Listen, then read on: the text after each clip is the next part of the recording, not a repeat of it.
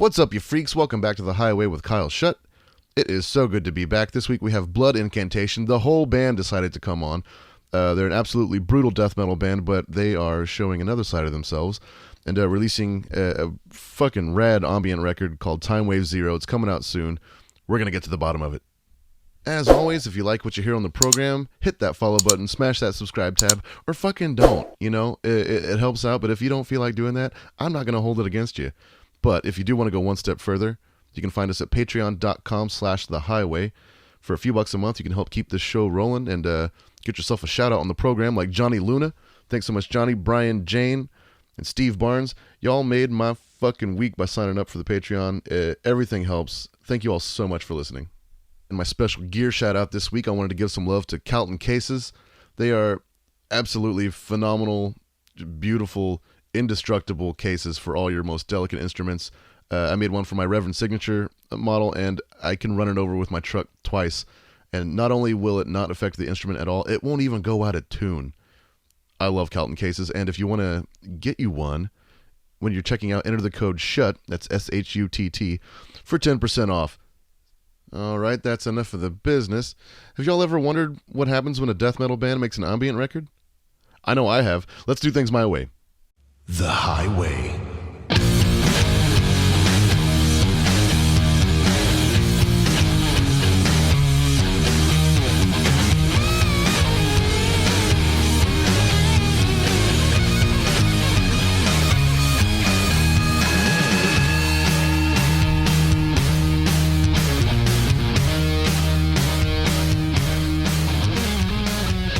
Well, what's up, fellas? Welcome to The Highway with Kyle Shutt. I am Kyle Shutt, and this is the first time we've had an entire band on the show, so let's see how it goes. Thanks for coming on, gents.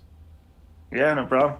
Yeah, thanks for having us. Absolutely, and let's just go around so everybody knows who's talking, and maybe introduce yourselves. I'm Morris. I play guitar in Blood Incantation, and on the new record I play a bunch of synthesizers, including a Moog Micro Moog, Roland JP8000, a Korg Mini Log, and a bunch of crazy tape, loop effects, and pedals. My name is Isaac. Typically, I am the drummer of Blood Incantation, but for this new iteration, I am playing a Korg X5D and a sequential Circuit 6 track. I also play gong and some Hammond organ and mellotron. Paul Riedel. I play guitar in Blood Incantation and do vocals. And on the new album, I play two Moogs, a Krumar orchestrator, and a Behringer Poly D, and a tape echo and a bunch of effects. What's up? I'm Jeff. I play bass in Blood Incantation. And on this recent recording for Timewave Zero, I play a Moog Grandmother, a Yamaha CS1X, and a Tambura. Damn, y'all. This is like so wild. I mean, I fucking love death metal, don't get me wrong. And I love the ambience that comes along with that and everything. But like, I love how y'all just straight up like went, no, fuck it, we're going full ambient. You know what I mean? Like, was that something you always like kind of wanted to do? And like the fact that you kept it all under the Blood Incantation like umbrella, I think is fucking rad because it like leaves like so much room to grow in any direction you want now. What was what brought up that decision? And that's been the plan since the beginning. When we started the band in 2011, the initial plan was always to have a green logo for the second record, like Morbid Angel, and the third record was to be ambient. Mm-hmm. And that's why there's been more interludes and acoustic and synthesizer passages on all of our recordings, increasing chronologically with every one. So nobody could actually legitimately claim they were not warned and did not see this coming. Not only that, we have told people rather explicitly since even before our last record came out, Hidden History of the Human Race, which has the most atmospheric passages on it so far. During the interview cycle and promotion cycle for that, we were telling everybody, oh, the next one will be ambient for a palate cleanser. And even 3 years ago, they were like, okay, sure. So anyway, but it's like, no, we're serious. Fuck yeah. So, what, ambient gets thrown around a lot, or like drone or whatever like that. Was there like, And I'm not the biggest fan of genre anyway, but like, what would you call it? I mean, is it just Blood Incantation? Just space music. Yes, Blood Incantation. Yeah, and it's ambient's an umbrella term, really. I mean, if you listen to the record, there's acoustic instruments, there's compositions. It's not just like a drone or anything like that. There's moving parts, and we wrote it the same way we do death metal, with a bunch of like riff ideas, moving forward, etc. Because there are riffs on it, definitely. Within each movement and everything like that, and there's a lot of meat on the bone for it being like an instrumental, like ambient record like that. It's very, very good. Well, it's played as a group, just as we normally do, So it's like Morris said, we're just arranging it and playing it, rehearsing it as a group. And when we recorded it, it's live as a group, just like we do our death metal records. That's awesome. When we play it live, it's the same. It just sounds like the record because that's how we recorded it, and then the record sounds that way because that's how we rehearsed it. So when we press record on the tape machine, that's just what happened.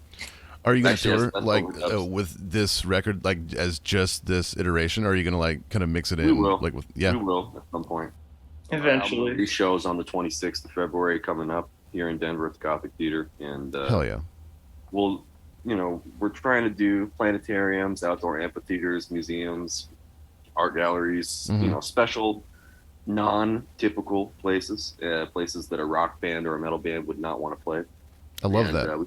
We want to bring that type of art mentality into it, and kind of what a band like Sun did for doom metal, and what a band like Ulver did for black metal, and a band like maybe Opeth did for progressive metal. We just want to do that for the Blood Incantation style of death metal. And it's like you said about the genre thing. It's like the whole point is to be free and to grow. And Blood Incantation, since our first rehearsal, has never been a casual, typical, ordinary type of death metal band. The whole point the whole time has been to be beyond just a genre. Just like ambient is an umbrella term for Timewave, death metal is an umbrella term for Blood Incantation. I mean, our first record, the hype sticker says technical/ambient/funeral right on it.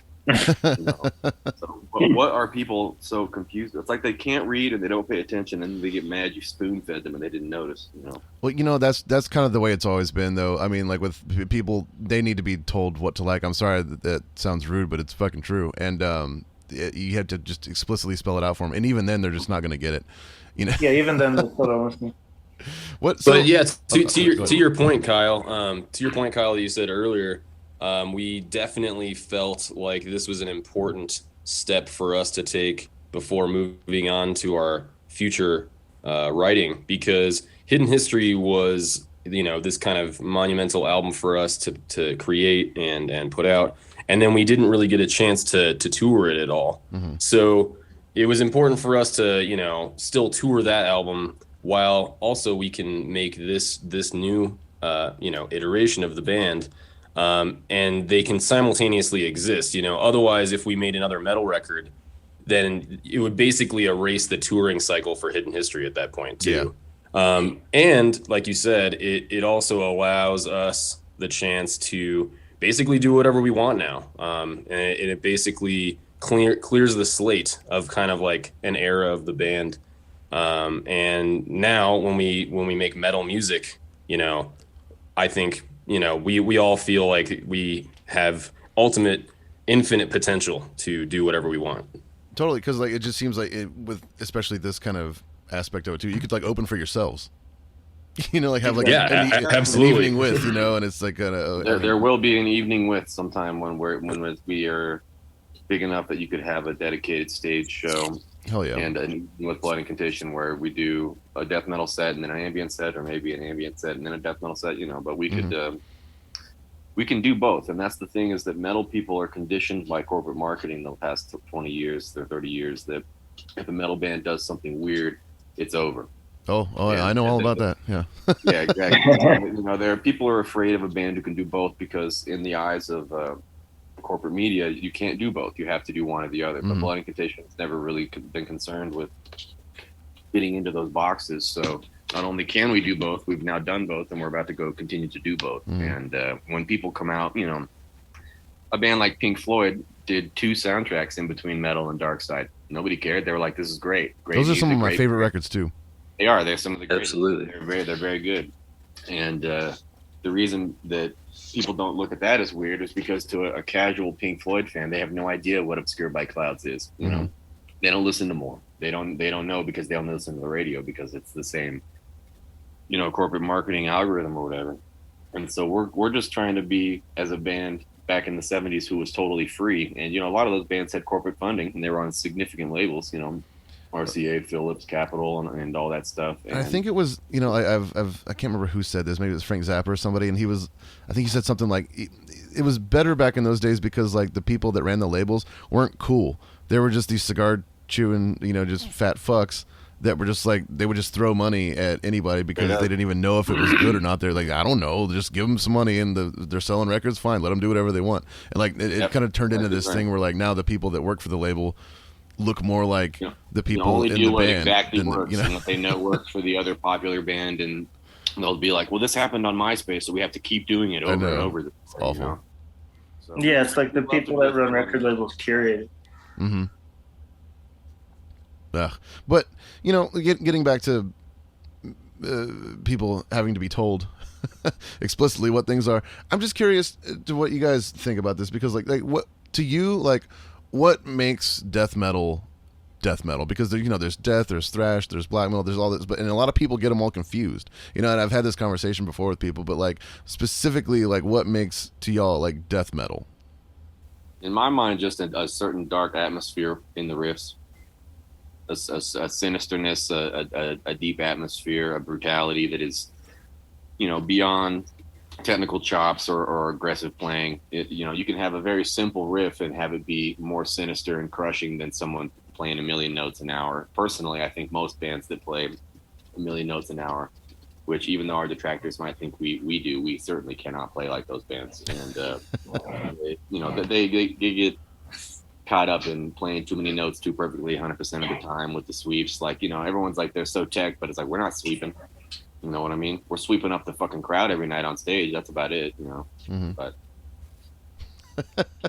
yeah, I mean, death metal, just like any genre, you know, it was defined by a group of bands at a certain time, and all of those bands sounded different. You know, just like any other genre, black metal, you know, whatever. Every band at the beginning, at the seminal moment, sounds different, but they all shared that kind of unique dark heaviness that was different from, you know, thrash. It was a little bit darker, a little more brutal, but like, you know, like any genre, it's just gotten beaten to death for decades now. And we talk about, Paul and I, when we started this band, death metal was not cool in 2011. You know, like it was definitely not the thing. It was the lamest it had been so far. You guys are just lame now. It was even worse back then.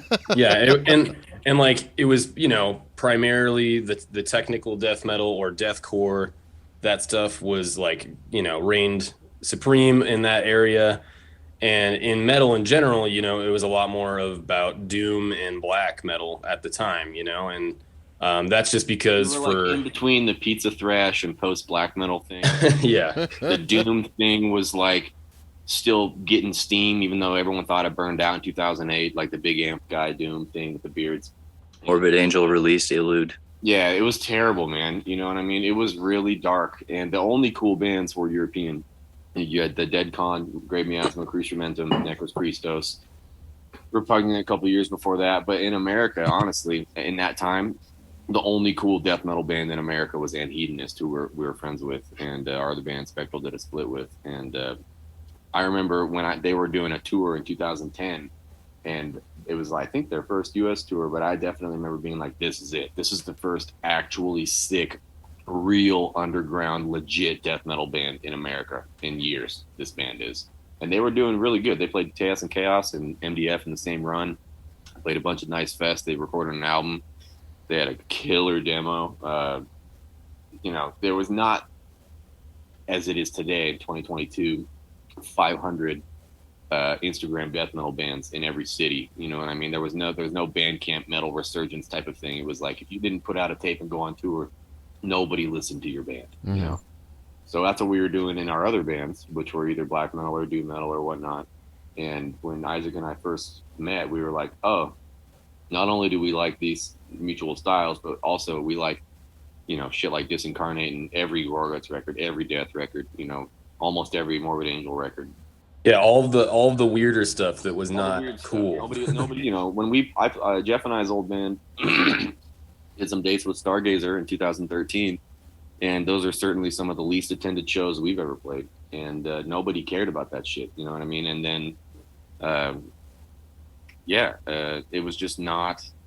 It was not as interesting. Obviously, people like us and our friends and a lot of the bands that we're still friends with or who have become popular in the last 10 years were doing their thing. But it was very underground, very obscure. And I don't mean like, these guys on a private forum obscure. I mean like a dude with a tape on tour in a van on obscure. You know what I mean? Mm-hmm. Like that. And Hedonist Band was Total Faith. I legitimately missed this band because they were the bar, Yeah, I mean, and that's, going back to like what death metal is, I think that's just kind of always the funny thing about genre in general is that you get this initial crop of, the seminal bands, and then where we're at now, it's like, yeah, obviously we would call our typical style death metal. When people ask me like what kind of music does your band play, I usually just say like psychedelic death metal or something like that. I tell the lady at the gas station, crazy psychedelic space death metal. $60 for the gas. I'm like, okay, lady. But yeah, like going back to what we were saying before, it's like we definitely want the band to just be seen as like beyond genre, like all of my favorite bands. I mean, even Death, one of the most important death metal bands, was not always death metal. Totally. I mean, like even like their later stuff is like super progressive, like even more like straight up heavy metal stuff. It's just metal. A lot of tough guy death metal. They're afraid of those records because the thing that scares a 21st century death metal fan the most is pure heavy metal.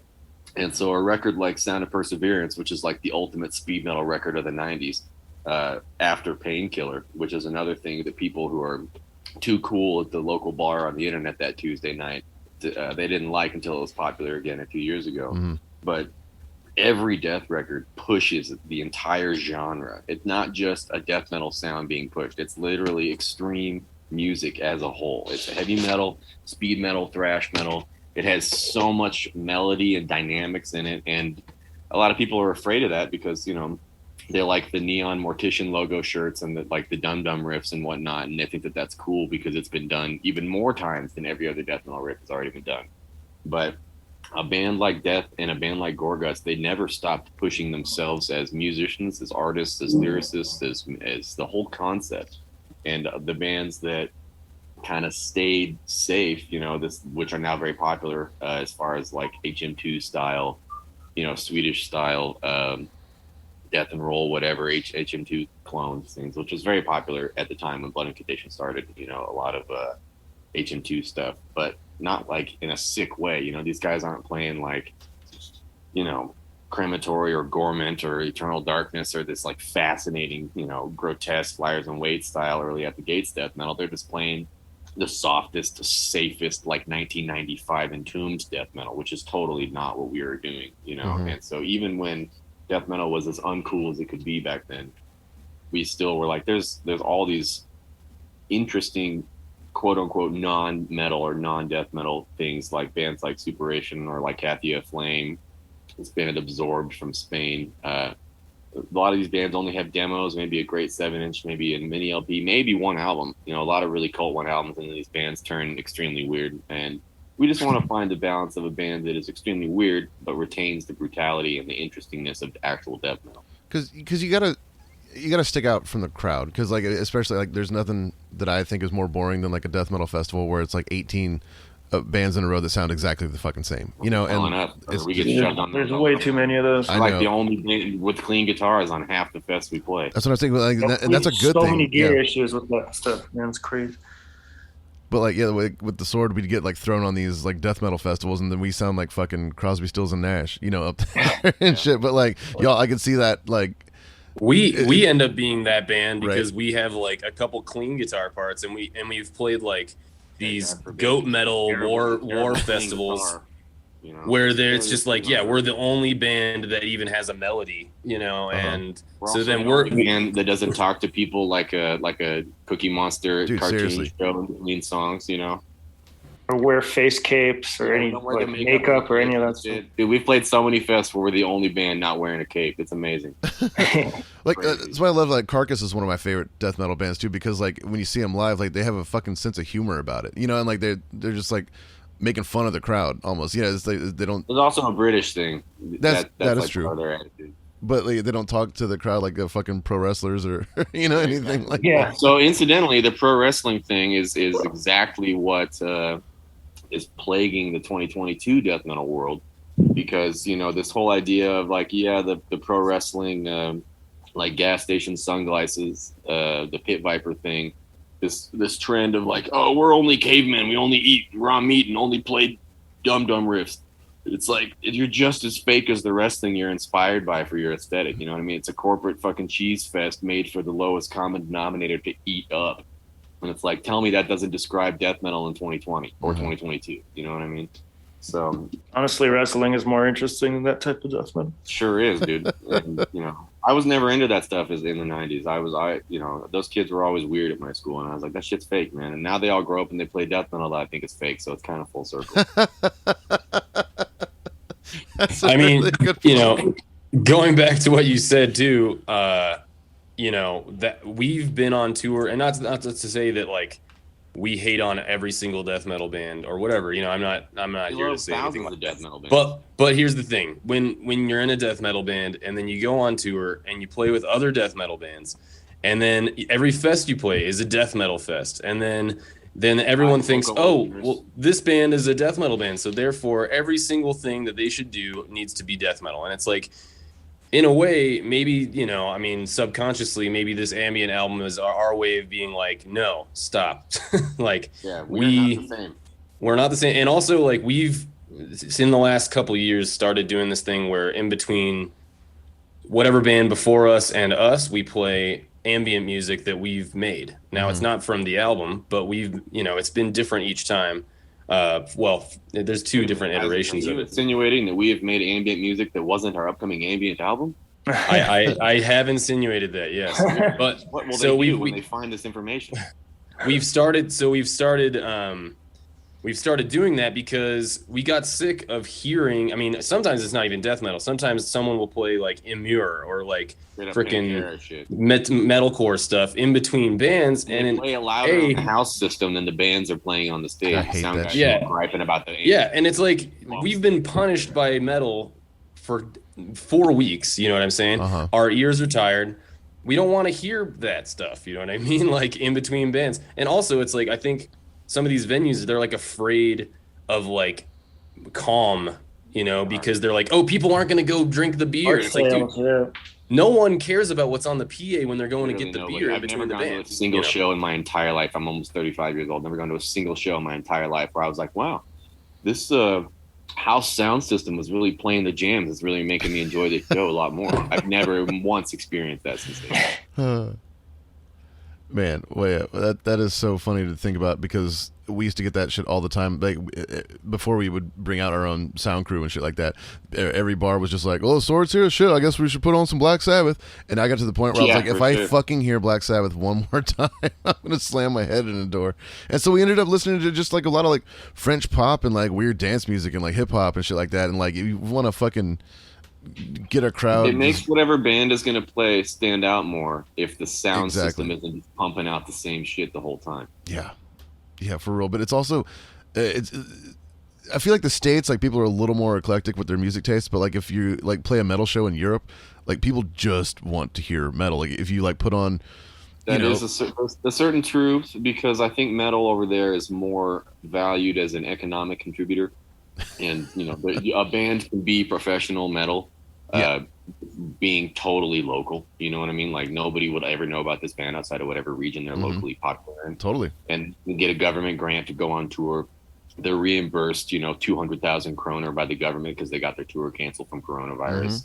You can get paid. That's why all these Swedish bands, these 14-year-old kids, are so amazing in Finland and Sweden in the 90s and 80s, is because you could go to the YMCA and the government would pay the dude to record your death metal because you get a little subsidy from the and they all have like, you know, being a rock star over there is like a viable career option, like where you like they have actual like rehearsal facilities for kids and stuff like that. We talk about this all the time. This is just a huge contributing factor to what gives American bands their edge, and also why things specifically like death metal and American death metal were able to take over with such fervor, and thrash and death metal, this like, you know, kind of gruff, more working class style approach where it's like, no, these dudes had to build their own props and get in their own fucking broken down van and go on their own tour and play their own shitty stages.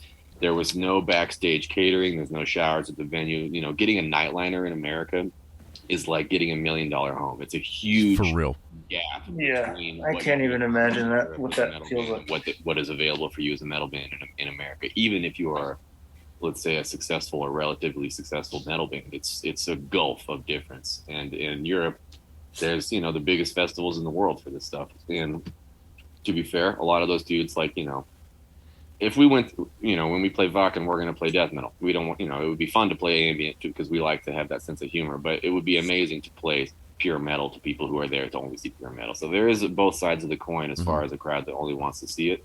But I think in America, it's just, I don't know, like I said, you have to fight harder to make it in America. So you got all these bands fighting, everyone's trying, you get this ear fatigue from everyone fighting 24/7 on the road, and then being like, oh, I got to be louder and brutaler and more technical than all these other bands. And yeah, we're just sick of that, man. And then a new band comes along. Yeah, that brings up a point I wanted to make where, it is a lot harder here to attain any level of success as a musician, regardless of genre. And personally, I remember the first time any music I made was pressed onto an LP or record. It was this like huge feeling of success. And I feel like that's been taken away these days by lots of these upstart labels. Those put anything on vinyl, dude. Don't put anything on vinyl. We could honestly, no offense, but we could make a improvised joke Bandcamp demo, and it would probably be put out sooner than if we were to start an earnest band being like, okay, we're going to try something with a little bit of a artistic, spiritual, or emotional impulse behind it, and people would be like, ugh. But as long as you just shit something out on MySpace, there's 100 labels that start every week that will put that out, you know. And I think personally that's the softest shit you could do. There's nothing weaker than an internet, MySpace, Bandcamp, whatever demo being pressed to vinyl straight. Like, and I think that is currently taking away from the work ethic of a band, of just like going in a van, booking your own tour, going from city to city, and just hoping someone hears it that will want to, like, that works at a label that you respect or whatever and wants to press it. These days, a band will record something, put it online, then it gets pressed, and then they go on tour. It works a little bit better. They show up and then they're totally green on stage. They got fucking, what is it? The drum racks. They're tuning on stage after the set. They're breaking down drums on stage. Yeah, what the fuck, local as hell, man. Because they're green. They don't have any experience on the road. They never been in past bands that have failed and slept sitting upright in a broken down van in the middle of the desert. They've never had to cancel a tour because they broke down and stopped and ran out of money. You know what I mean? They start these tours with a, you know, basically corporate funding from a record label or the hype that was generated on Instagram for them. They don't have the grassroots wherewithal to withstand the trends and the tides and turning of death metal. And a lot of these bands, especially with the coronavirus, man, a lot of these bands are not going to make it out because they were depending on that internet hype. And you know, the TikTok attention span of the internet metal scene is totally insane. So if you didn't have that groundwork in before the Rona, you're going to have a really hard time getting back on the road afterwards. Yeah, I mean, more power to you if you are starting a band now. Yeah, but I mean, sure, that would suck. I would hate to do that, but also, like, you know, all those people are going to do their thing. We're going to do our thing, that's the end of that's the whole thing. I mean, like, that's basically why we wanted to come out and kind of separate ourselves, because it's like, you know what, people, if they want to do their Instagram Bandcamp death metal, which people accuse us of being, which is funny, but like, so people can go do that, and that's fine. We're gonna go over here and we're gonna be like if Pink Floyd was a death metal band, and that's what and you know, 1993 to 1993 continuum.